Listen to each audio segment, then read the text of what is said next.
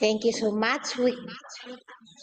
We continue with the program now with a panel entitled Accessibility and Design for All, Revision and Adaptation of Curricula. It will be moderated by Mr. Klaus Wiesenberger. He is Senior Expert on ICT at the AccessibleEU Resource Center.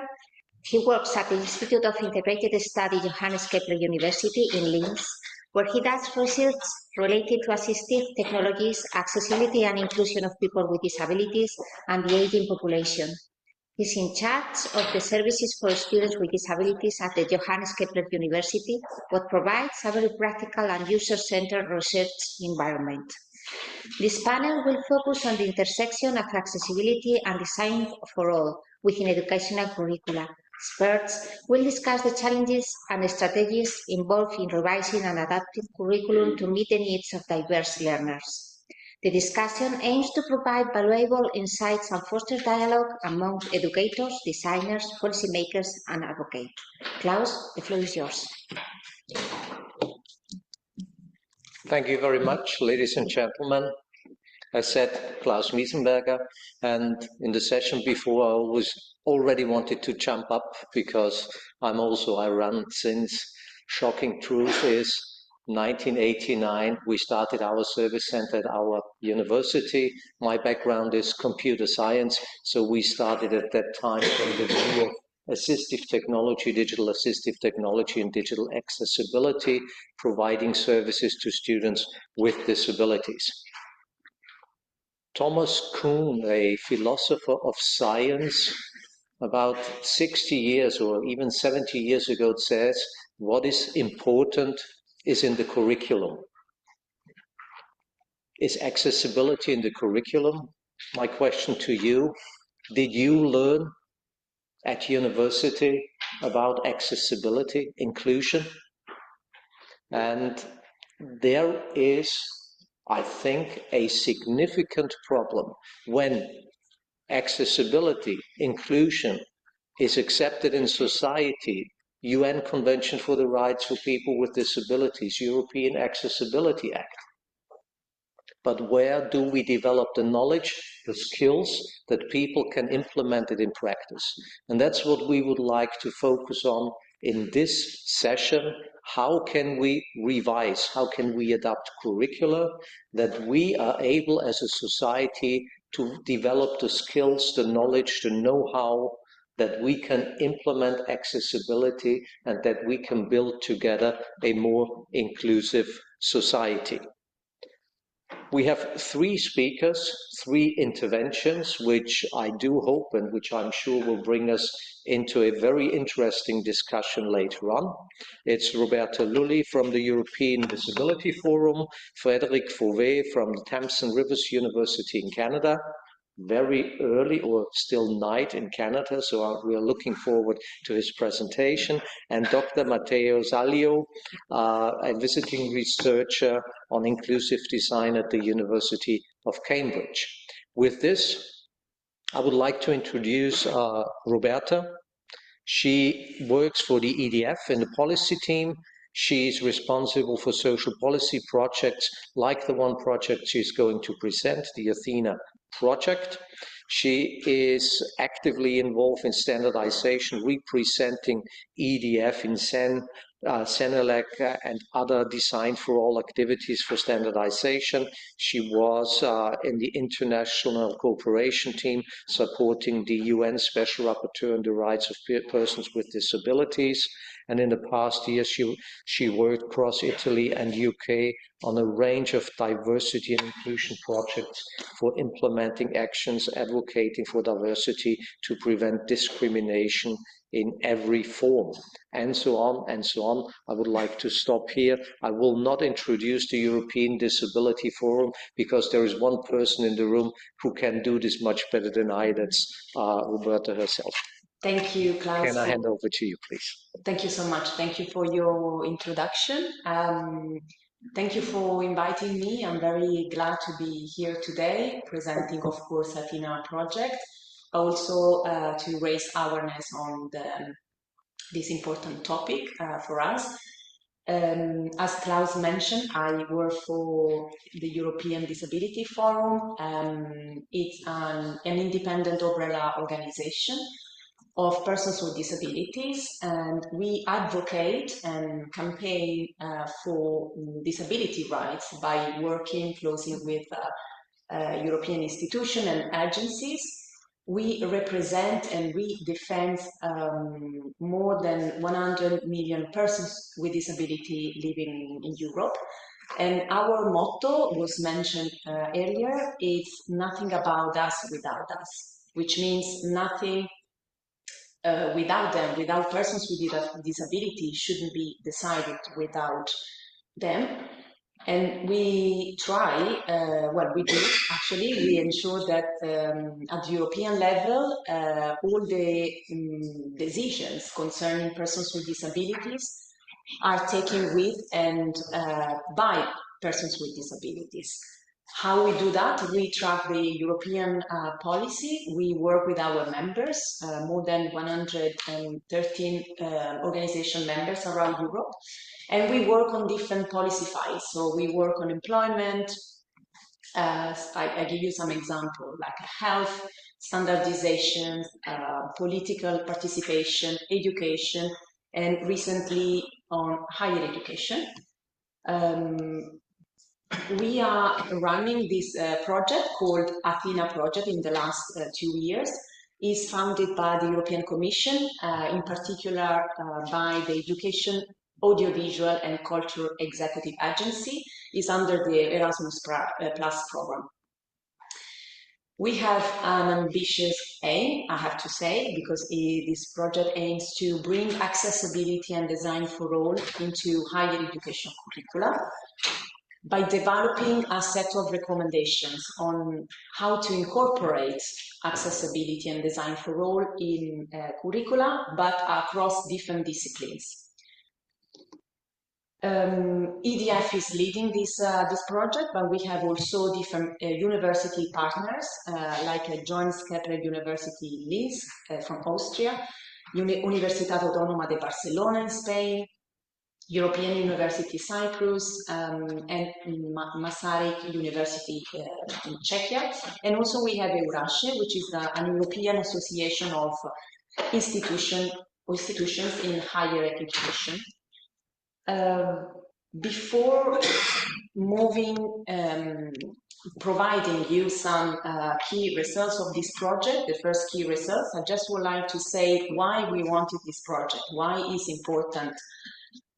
We know that accessibility is the precondition for persons with disabilities living independently, and also recently accessibility in higher education has become an important topic, especially when we talk about the growth of digital technologies and online courses. We really want to make sure that all people, all students, including students with disability, can access to courses, materials, online participation, learning activities.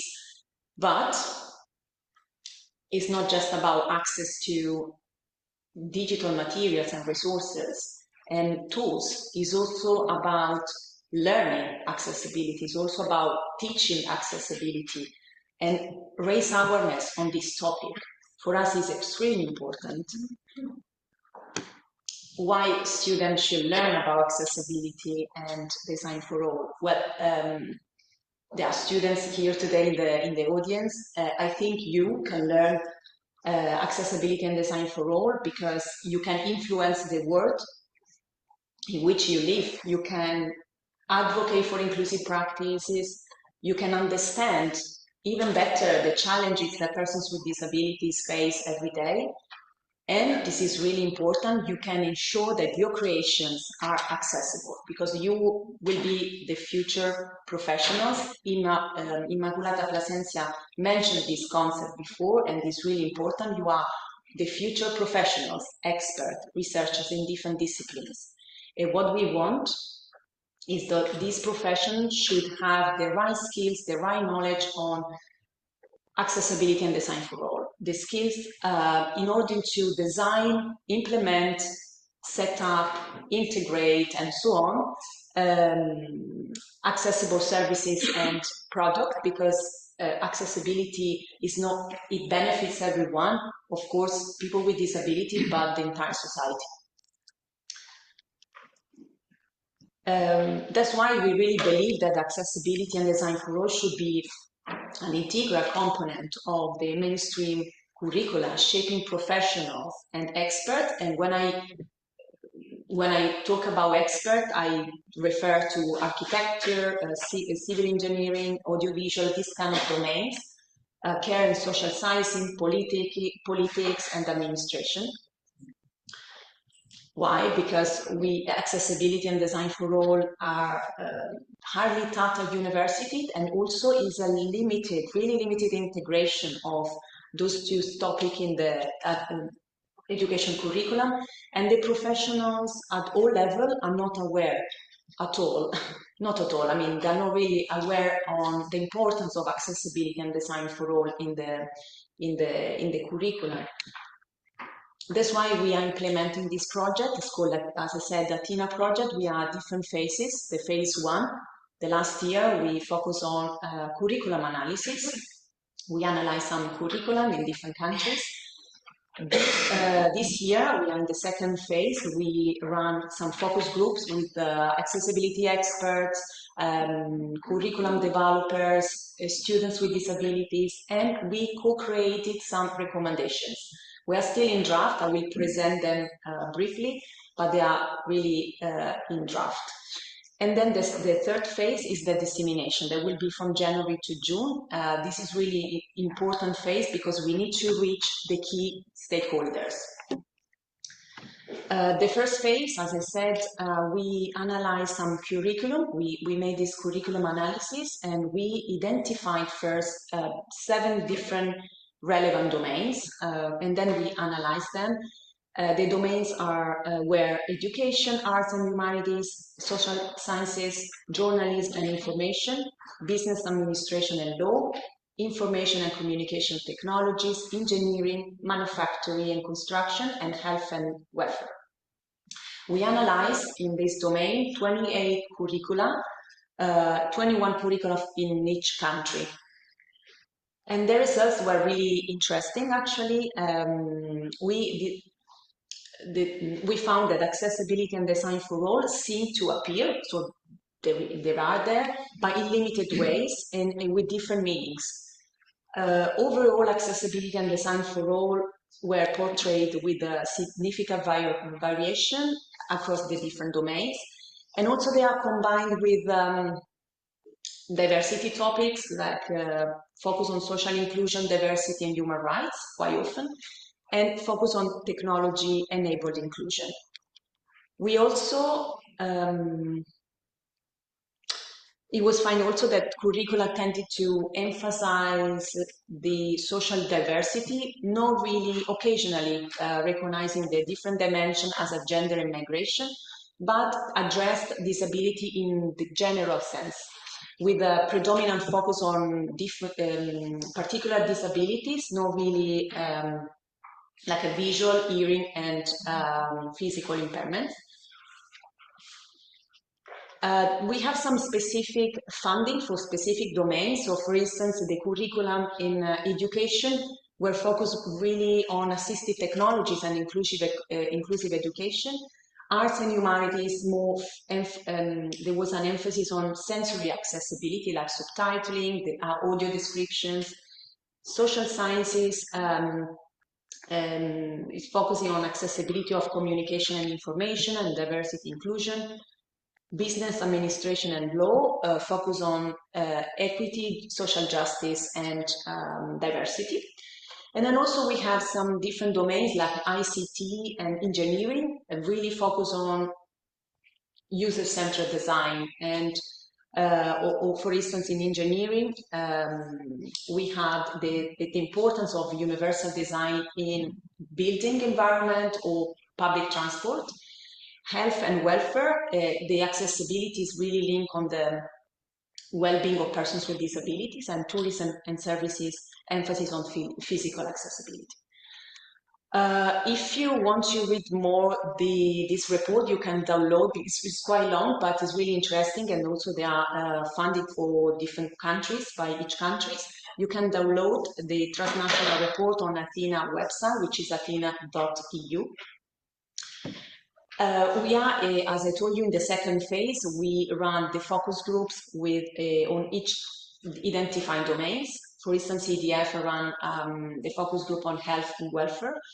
And we invited, it was really interesting because we invited students with disabilities, educators, accessibility experts, and based on the results of the focus group within the partners, we developed this kind of recommendations. We also identified the key stakeholders, and they are different. What we developed are some recommendations for program creators, for instance, curriculum developers. What we ask is to include accessibility and design for all across disciplines.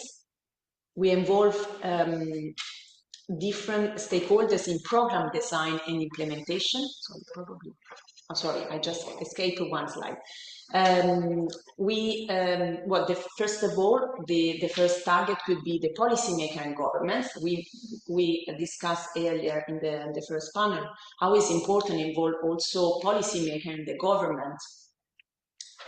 Provide financial resources for including accessibility and design for all in higher education, but also advocate for accessibility and design for all training as a legal requirement for higher education curriculum. Another key stakeholder could be the quality agencies that we require accessibility and in universal design integration in curriculum for program approval, and provide guidance on how to integrate accessibility and design for all in higher education, because this is one of the challenging. So how the design for all and accessibility can be integrated. And then the stakeholders. We talked, as we mentioned earlier, how it's important to involve the stakeholders from the beginning to be an active an active stakeholder from getting involved in the design, in the implementation and the evaluation of the curriculum. And also that the educational leaders, it's important to advocate, promote awareness initiative and with the diverse stakeholders, and provide training session on accessibility and design for all. This kind of recommendations are in draft. We're going to publish them at the end of the year, and we really hope that we can reach the key stakeholders. It's quite early to think about Athena project 2, but we are thinking to continue this project. Otherwise, this recommendation will be just on paper. We really need to reach out these key stakeholders and work with university. We really would like to support the university in the implementation of the curricula. Thank you.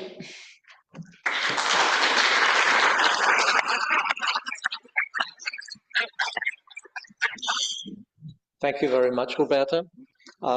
One short question, even if we are short in time. I know it's always short, but you mentioned the important role of quality insurance. Do you consider this as an internal activity, or do you see this also as a role of external accreditation bodies? Because very often ministries or political level is involved. Both. I think they should be internally and externally, and you're right. So it depends also about the educational framework in different countries. So every universities, all the universities are different. They have internal processes, because I thought it was really easy to change the curriculum actually at the beginning, just asking the professors, but actually it's not working like that. It's very long process. It takes even 2 years, I think. I'm not an expert, I'm not working in university, but I'm trying to understand how it works in the university's process. And I think everyone has a key role in developing curriculum. We can even discuss later, but all the stakeholders can be the quality agencies, can be the organizations not just persons with disability. I'm thinking even students' organizations, for instance. So really involve everyone in the design, implementation, even the existing one, because there are some curriculum that really exist. They just need to be accessibility that just need to be integrated. It's challenging, but I think working together with different stakeholders and influence them. That's the challenge. Influence them. I think we can do it. Thank you. Yes, I can tell you a story. It took me 15 years to bring accessibility in my own curriculum, computer science at our university, to make it a compulsory subject. Yeah. Okay, with this, my question goes to the technical stuff. If we have Frederick online with us, and as soon as I see him on screen, Frederick. I'm there. I don't know if you can hear me. Oh, great. Great to have you with us, Frederick. I give a short introduction and then I hand over to you.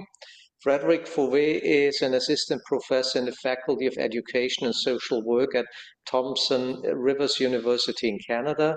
He has previously held faculty position at the University of Prince Edward Island and Royal Roads University. He has also been head of accessibility services at McGill University for a period of 4 years for the duration of his PhD. He was responsible in the role for the campus-wide rollout of universal design for learning strategies. Frederick acts as a UDL and inclusion consultant domestically, internationally in the K-12 and post-secondary. Frederick was the instigator of and the program chair for the 3 first Pan-Canadian conferences on UDL, which took place in Montreal, Charlottetown, Victoria, 15, 17, 19, and so on and so on. I could go on for hours, but Frederick, let me hand over to you, and we're looking forward to your presentation. Thank you. And I'll try and be sure to keep us on time. I just thought I'd talk a little bit about universal design for learning. Is the sound okay? I'm just checking that technically we're all good at your end. You can hear me, right? It's all working fine at your end? That's perfect, yeah. I think in the room, everybody, I didn't hear any complaints, and if there are no complaints, that's a good story. Okay, so I thought I'd talk a little bit about universal design for learning and some of the work I've been involved with. I'm talking from North American perspective, Canadian American, but I am a European Union citizen. I was born in France. I do carry out a lot of the work that I do in research in Ireland. I've done quite a bit of collaboration within Belgium as well. So I think it's a movement that's growing within the EU. I always like to really place universal design for learning as a management of change process within a need, because it's hard to get universities to really think of trying something new or approaching a new framework if we don't first acknowledge what's not working. So if we look quickly historically at what we've been doing, mostly universities, we've been working from a retrofitting perspective. We've really been working with a model that we tend to call accommodations, reasonable accommodations, that essentially is retrofitting, which means we design and then we realize it doesn't fit the needs of our learners, and we are breaching human rights, and we are creating discrimination, and then we retrofit after that. And originally, obviously, we must acknowledge in the 70s, this was a huge win because this actually opened the gates to tertiary education for a lot of students with disabilities. But this is cracking, and I'm going to try and be very quick, but what you see on the screen there is the result of the 4 years I spent at McGill, when we did quite a lot of work, both advocating, but also doing triangulation and trying to hear to what people were telling us about where their needs were. And this is essentially the 5 ways in which people describe the existing models for accessibility and reasonable accommodation and inclusion within universities as cracking at the seams. So the demographics, right? From 2010, you see this huge jump in the demographics of the service provision that has to be done for students.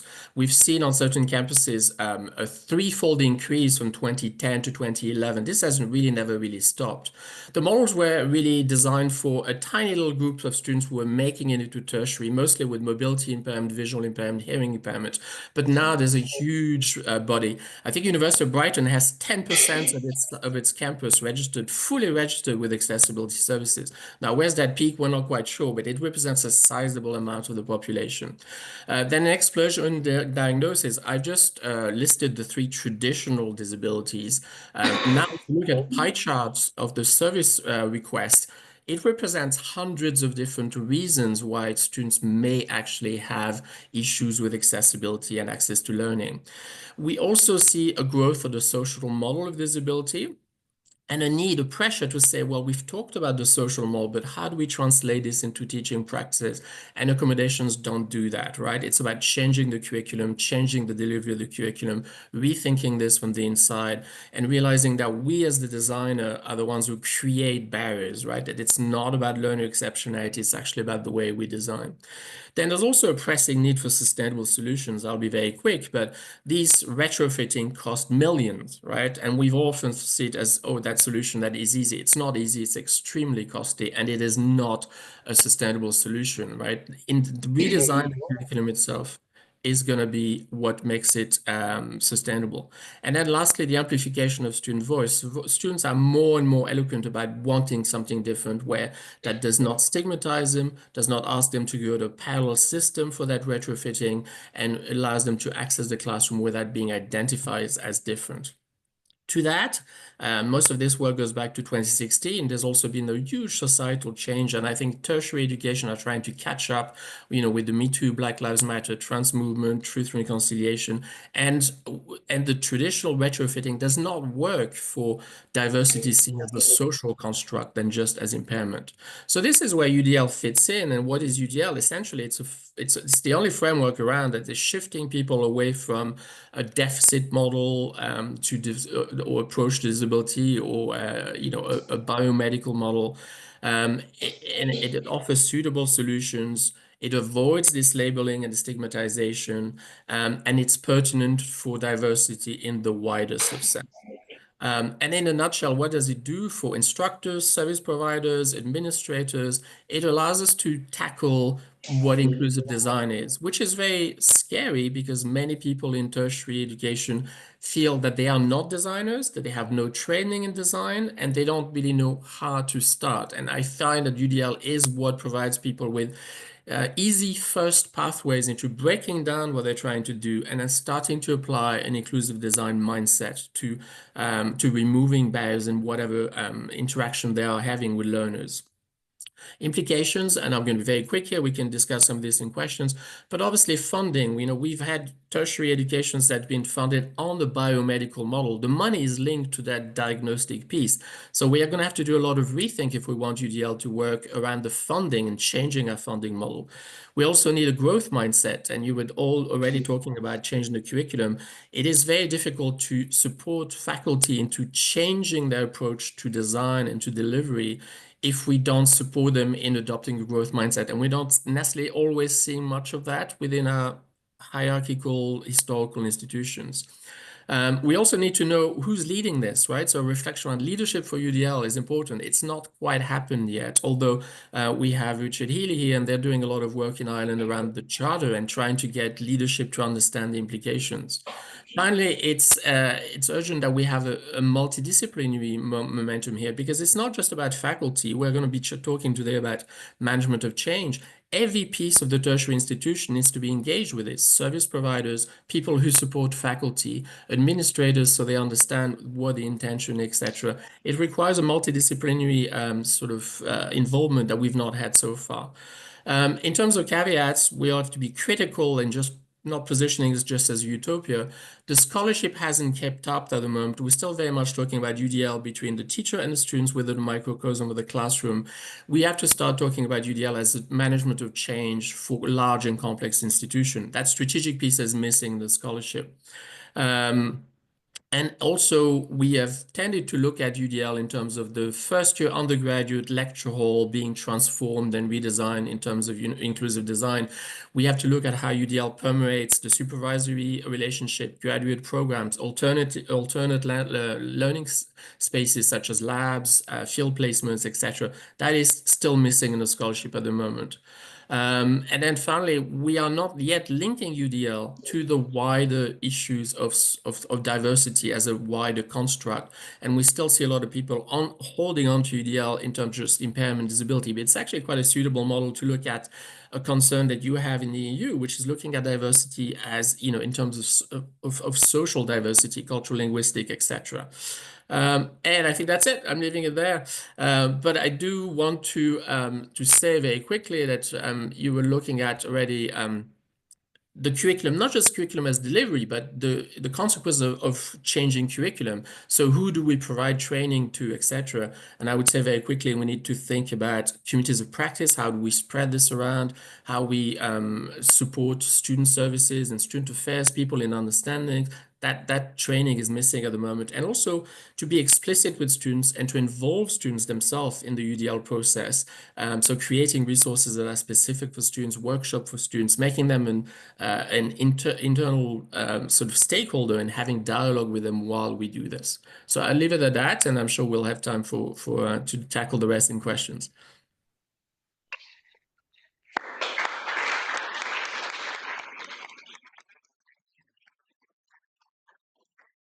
Thank you so much, Frederick, and also for the huge amount of information. One short question, perhaps already now. Do you see UDL in the complexity, how you described it, as an own profession where we would need a add-on to teachers training and so on, or service providers, so to say, where you would see this allocated, that, so to say, we bring this into practice at the university and other educational centers? It's a great question. I think there's a dilemma there, because obviously as we start allocating resources, there's been a temptation in North America to create UDL positions. But I think there's always the danger that we like in education to make it someone else's problem. And I think if we create these positions, we're also divesting ourselves or disempowering ourselves of the responsibility of doing that. And the notion of it takes a village. Well, I think in tertiary, we all need to say this permeates all of our professions. So yes, support personnel, but I think there's a danger to nominally saying this is someone's problem within a university. It's everyone's problem. And so we need to really reiterate that notion. It needs to permeate everyone's lens on their own practice and their own profession. Thank you very much. I think we can hook on this and discuss later on. With this, ladies and gentlemen, let me move to our third presentation in this session. Again, the question to our technical staff, everything okay? So we have Dr. Matteo Zalio with us. Yes, Porto good afternoon, calling, everybody. Cambridge. Hey, great. Good morning. Dr. Matteo Zalio is professor at the University of Cambridge with a research focus on inclusion, diversity, equity, and accessibility in the built environment. He leads various projects, including the IDEA toolkit, which aims to enhance well-being and accessibility in buildings and spaces. His work bridges architecture, design, and AI, advocating for the integration of inclusive principles into industry practices, especially in the architecture, engineering, construction, and operations sector. Matteo, let me hand over to you for the presentation on inclusive design challenges and opportunities, please. Thank you so much, and thank you everybody for being here today. I'll be very, very brief as we have a few minutes left, and I want to take a chance to share my screen because as an architect, Matteo, yes, sorry to interrupt. You don't have to rush. We have the one or the other minute more, 10 minutes more, so because we started later, and we fight for the time that we have, that everybody has enough time to present his thoughts. They are too precious that we would like to miss them. Thank you so much. I really appreciate. By the way, could you see my screen that I'm sharing with a presentation on inclusive environments? Yes, it's there. Thank you. Great, thank you. So as I was saying before, my background is in architecture and product design, and as I'm a visual person, I like to share a few images. Sorry about that. So I wanted to take the chance to bring a different angle to the topic we have been discussing so far, which were really, really exciting and very insightful. And I learned a lot and so far in the presentation that the colleagues have given so far. But I wanted to share with you a couple of questions before I start sharing with pictures. So designing inclusively starts from understanding what we experience. The sentence means that in a nutshell, if we don't experience exclusion, it's really hard to envision programs, buildings, and cities, but also educational programs that are truly inclusive for everyone. And so I wanted to share with you a picture of a restaurant where there are a lot of people, the light is pretty low, and you are probably trying to have a drink or ordering food. Have you ever felt excluded when dining at a restaurant? This is my question for you. Take a few seconds and think about that. Similarly, I wanted to give another example about the workplace. It's a beautiful office, seems all good. And again, think about when you go to the office. Have you ever felt excluded when working at the office, or maybe from home, or maybe in a cafe at Starbucks? So, as we know, we're all familiar with different forms of exclusion. We can have physical exclusion, such as a person on a wheelchair having an unpleasant experience entering a building. Sensory exclusion, which we're very familiar with, people wearing glasses, people are blind, people have impairments related to their auditory capabilities, and way more. And also we have other types of sensory exclusion, which I mentioned before, hearing impairments. We don't need to be completely blind or deaf to experience exclusion. And finally, we have cognitive exclusion. So everything around what might be perceived as difficult, a space where it's hard and difficult to focus, or for people with ADHD, which might find an environment overstimulating and really hard for them to work or study, as well as, you just simply need to be at the airport and try to read a screen and try to understand where to go, or at the train station, try to understand which train to take. And if you have a little bit of dyslexia, or just simply if you speak a different language and you don't really know what's going on there in that country where you're not familiar with, it might be really hard to understand what train or what plane, what flight to take. So in a nutshell, the way we experience the world influences our behavior. And how our behavior influences how we build educational programs, how we design cities, how we design products, schools, and buildings where students and us live and work every day. And in some of the research that I've led in the past few years, we wanted to understand what really influences inclusion and or exclusion in the workplaces and in schools in particular. And we found through a survey that only 10% of survey respondents reported that clients and building owners are well informed about the benefits of designing inclusively. Brackets. Those clients and building owners are those that are owning facilities such as schools, museums, workplaces, and much more. So 1 out of 10 doesn't really understand why an architect should design inclusively a new school or a new building in general. And even worse, 7 out of 10 survey respondents don't perceive the value of inclusive design. So basically, a lot of these people don't really understand why do we have to design for inclusion for everyone. And so in a nutshell, we found there is a strong correlation between the lack of awareness, the scarcity of awareness of inclusive design, and the lack of perceived value of inclusive design. So as we live in spaces, as we work in spaces, as our students are actually studying in spaces and buildings that should be inclusive, how do we show that there is value in designing for inclusion at a curricular level, but also at a space and environmental level? So cities, schools, chairs, desks, but also software and digital products that our students use. So There are three elements that are very critical that we have been working on through educational programs at Cambridge with a course on inclusive design, as well as the research that we do and the consultancy work that we do with companies. So we leverage awareness and education as the major tool to infuse a mindset of understanding exclusion first in order to design for inclusion later. We also help students and companies to streamline the design process.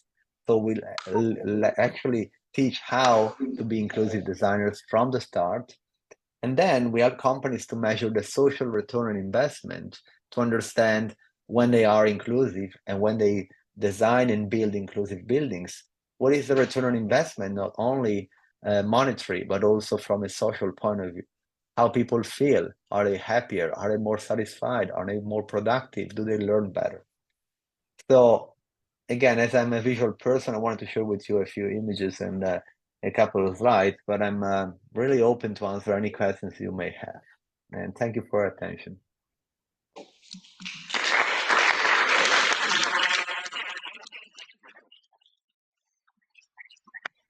Thanks so much, Matteo, for the insights.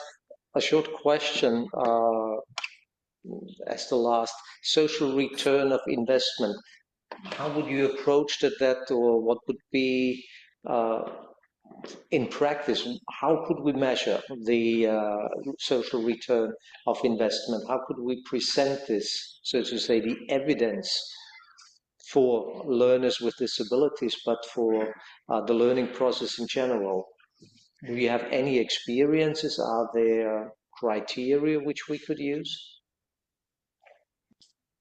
It is absolutely a focal question and a very important question to tackle because we found that there are different metrics we should consider when we gauge and assess the social return on investment. We found that, for example, with workplaces, the metrics to assess are slightly different than educational places. So in general, the social return on investment is also is based on a mix of factors that are bringing together the economic value, the sustainability value, and most importantly, the perception that human beings, the building occupants have in a specific place, such as a school. We did run pilots at the engineering department and the architecture department. We also did run pilots with other companies that are simply having workplaces to manage. And it's early days because so far it has been pretty challenging to collect a large variety of data and try to make sense of them because as you can imagine, the social return on investment is based on the subjective perception of the space, right? So we can't just say, oh, we spent X, we saved Y, and this is the return on investment when we design inclusively. We are actually putting into the equation what is the perception that people have about the space. And this makes it pretty tricky. So at the moment, we don't have a clear value that says, oh, well, if you design for inclusion from the entrance to the top of the roof at a school, the social return on investment will be 2-3 times the monetary investment. But we're currently studying that and we're really eager to continue this work. Thank you very much. Before I put my questions, Guillaume, do we have questions online already? So please be prepared in a minute. My question would be to our three speakers, bring it back to the title of our session, the role of curricula, architecture, learning design. Where do you see the role? Is a curriculum an angle to, so to say, improve the situation, as you, Matteo, said, to come from 10%, perhaps not to 11%, but to 20, 30, 40, 50%, and so to say that inclusive design is part of the mindset of all who graduate from a school for architecture. Maybe I can start. Roberta, please. Yeah. I think the curriculum play a crucial role still. As I mentioned earlier, the student will be the professionals and they need to know about accessibility and design for all. And also, it's important, Matteo mentioned this really important topic. The student needs to know accessibility from the scratch, from the start. It's really expensive and not really easy to fix things like, I'll just give an example. If we build a house that is not accessible, it's even more difficult to make it accessible later. It'll be very expensive as well as a website as well. If we do from the scratch, if the people know from the beginning they should have the accessibility in the mindset, is much easier. I think they still play an important role. And then actually, I would like to answer to your first question. When you ask if you studied accessibility and design for a university, I never studied. I studied at university journalism and communication, and I think it's one of the main topic right now is accessible communication, digital accessibility.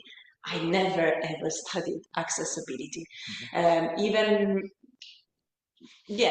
know now because I'm working for EDF, the European Disability Forum. I coordinate an employment service of persons with disabilities, and I've been trained how to make accessible communication for them.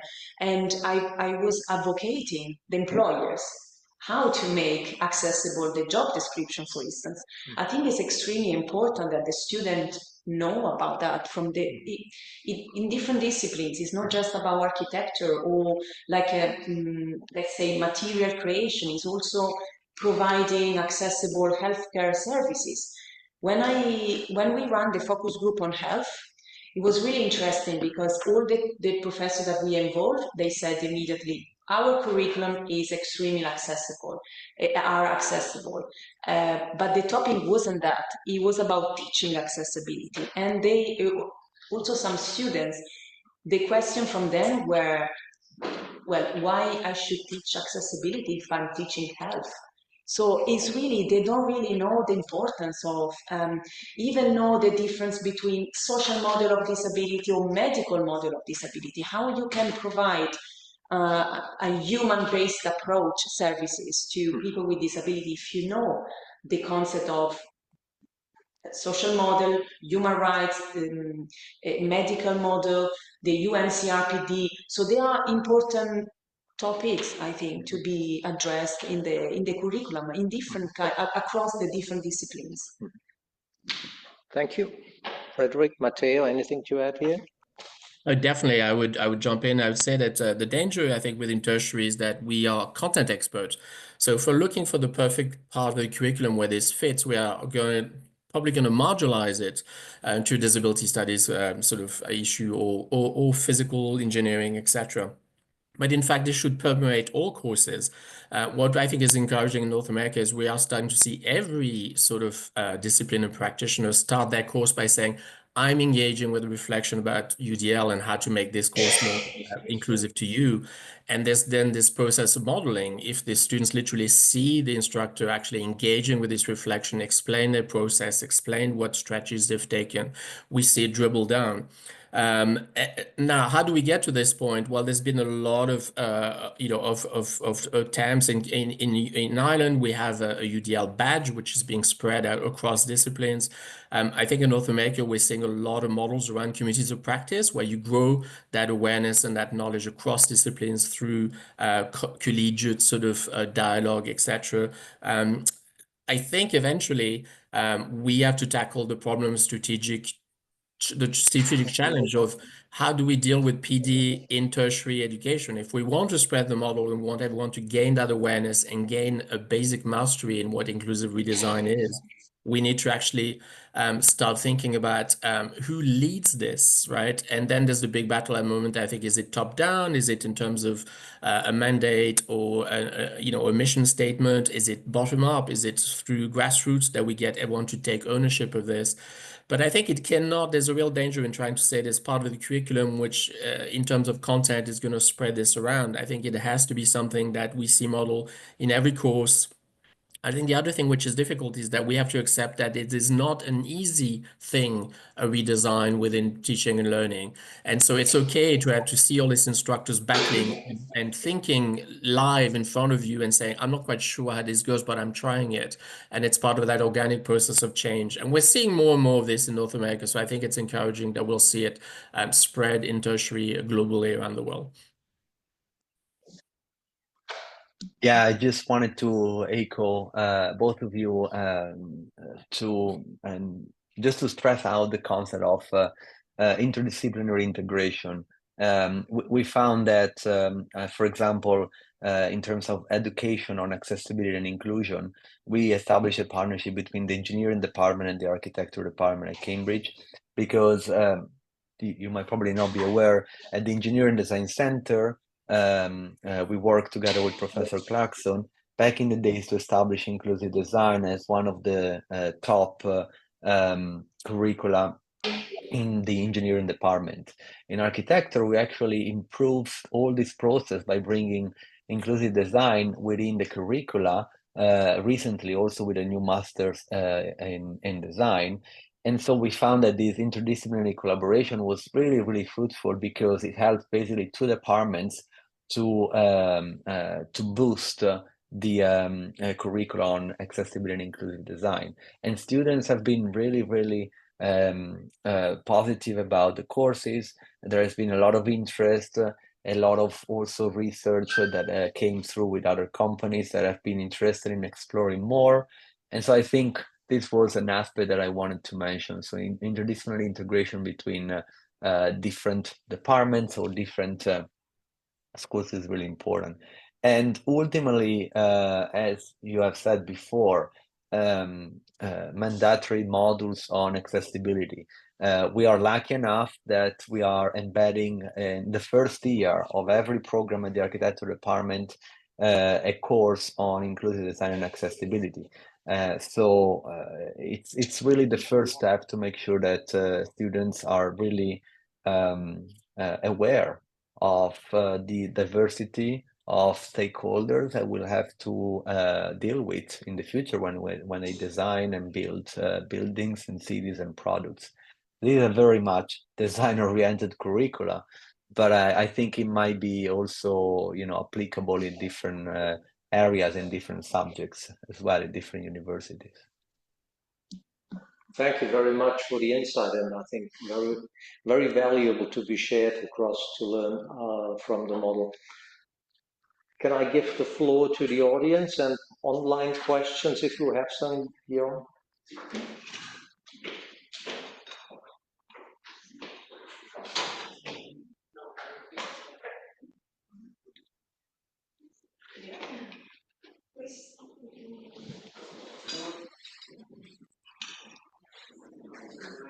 Yeah. So we have a couple of questions online, so I'm going to start with one. What are ways to address ableism when looking at the revision and adaptation of curricula?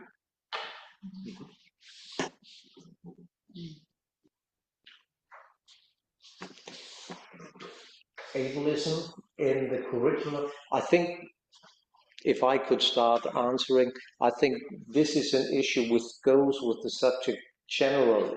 So to say, developing awareness for inclusion, developing awareness for accessibility has to start with the understanding of ableisms which we have, which are part of our mainstream thinking about different subjects, and bringing this, so to say, into the study. As Matteo mentioned, so to say, at the beginning, this has to be part of it from my point of view, but others perhaps panelists would like to add here. It was one of the issues that we had in the focus group, actually, and what we did. I forgot to say that we, within the partners, Athena partners, we also developed some simple models courses. And what EDF did, because we are not a university and we couldn't really develop a simple model, but we did develop this training session for educational leaders and academic staff.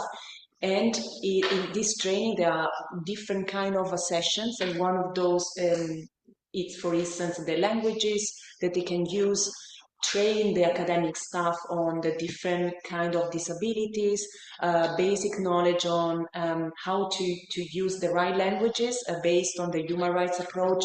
There are really basic knowledge just to avoid that, just to raise awareness. So I'm just keep repeating this kind of concept. I think it's really important to raise awareness, reach the right key stakeholders, which is really not, is challenging, but we need to do it. For instance, the event, this event today is really important because we reach, it's the first time for me, I reached students and professors, and I guess online there are even, I don't know, program developers, something related to higher education context. I think what we need to do is start to prevent all this. Thank you. Is there another question? Yeah, another question asking for some tips for research on the topic of training provided to staff and students to create a more inclusive university environment, in particular regarding the EDI principles, so equity, diversity, and inclusion principles. Anybody from the panel who would like to answer? Did you find in your studies Athena project references literature?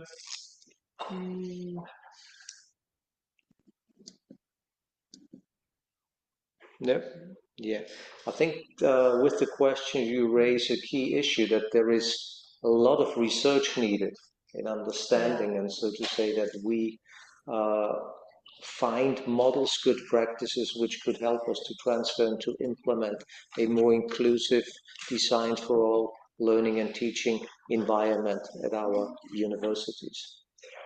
And if I can add, maybe it was one of the points of the focus group. Actually, we need more research on how to develop strategies for integrating accessibility in design for all. And also one of the thing really important was the learning outcomes, because we need to investigate, we need to research the incorporation of accessibility and design for all in the learning outcomes across different disciplines. We need to see their effectiveness. We don't have research on that. I think it's really important because we cannot just say, okay, we need to integrate accessibility in all disciplines, but how? So we really need to say, okay, this is the learning outcomes. The students should learn this and they will be becoming this and they should know this. So we really need to more concrete if we want this improving, let's say. Okay, so let me thank again our three panelists for their input and for the very valuable contribution. May it influence and help us to have a more inclusive higher education experience in the future.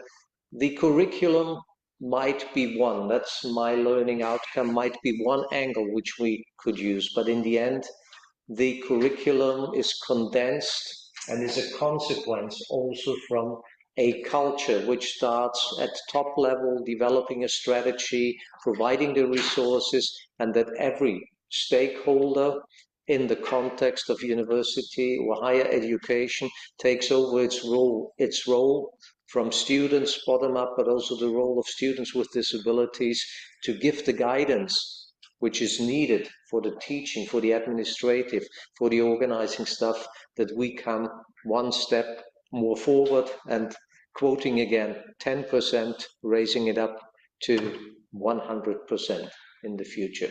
Thank you very much for your attention, and with this, I close the session.